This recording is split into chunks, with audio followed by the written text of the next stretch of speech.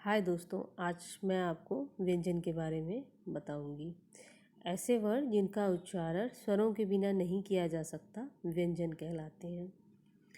क से लेकर ह तक के सभी वर्ण व्यंजन कहलाते हैं। व्यंजनों की संख्या 33 होती है, जबकि कुल व्यंजन 35 है। दो उसमें से उक्षिप्त व्यंजन है और दो अयोगवाहक होते हैं। अयोगवाहक अंग, आहा आदि होते हैं। व्यंजन के भेद। व्यंजन के कितने भेद होते हैं? व्यंजन के 3 भेद होते हैं। पहला होता है स्पर्श व्यंजन। स्पर्श यानी छूना। जिन व्यंजनों का उच्चारण करते समय जीभ मुंह के किसी भाग जैसे कंठ, तालु, मूर्धा, दांत या होठ का स्पर्श करती है, उन्हीं को हम स्पर्श व्यंजन कहते हैं। इनकी संख्या 25 होती है। क से लेकर म तक जितने भी वर्ण होते हैं वो स्पर्श व्यंजन कहलाते हैं। हर वर्ग में 5 वर्ण होते हैं। जैसे हम क, ख, ग, घ अंगा में से जो पहला वर्ण होता है क, उसको क वर्ग कहते हैं।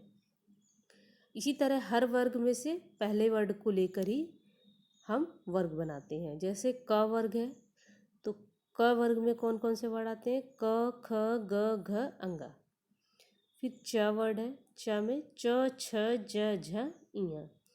फिर ट वर्ग आता है, ट, ठ, ड, ढ, अड़ा। त वर्ग है, त में त, थ, द, ध, न। और प वर्ग में है प, फ, ब, भ, म। ये सभी जो हैं स्पर्श व्यंजन कहलाते हैं। दूसरा है अंतस्थ व्यंजन।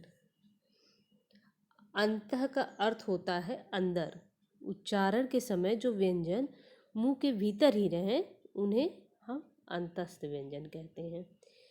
इन व्यंजनों के उच्चारण के समय जीवा मुख के किसी भाग को स्पर्श नहीं करती।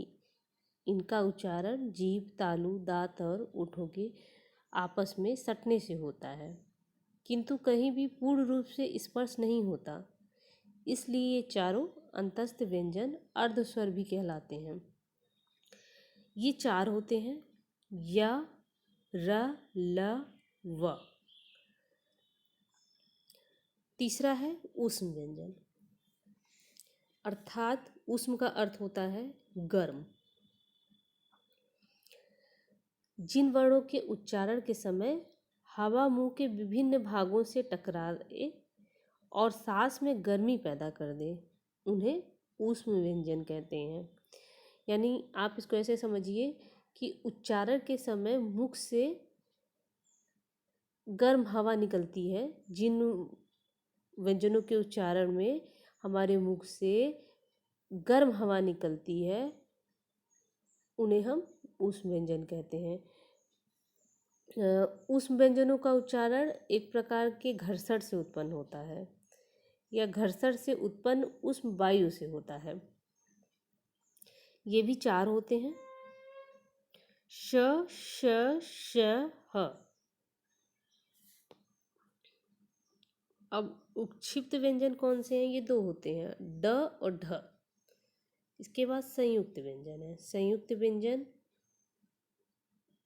अर्थात 2 व्यंजनों को मिला के संयुक्त व्यंजन होता है।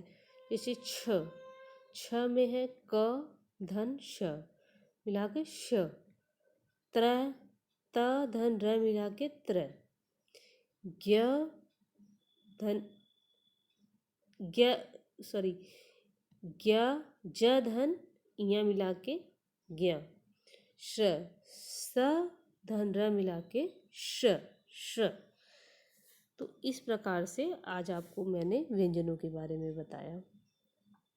अब आपको अगर कुछ पूछना है तो आप कमेंट में पूछ सकते हैं, और नहीं तो मैं कल आप लोगों को शब्द के बारे में बताऊंगी। धन्यवाद।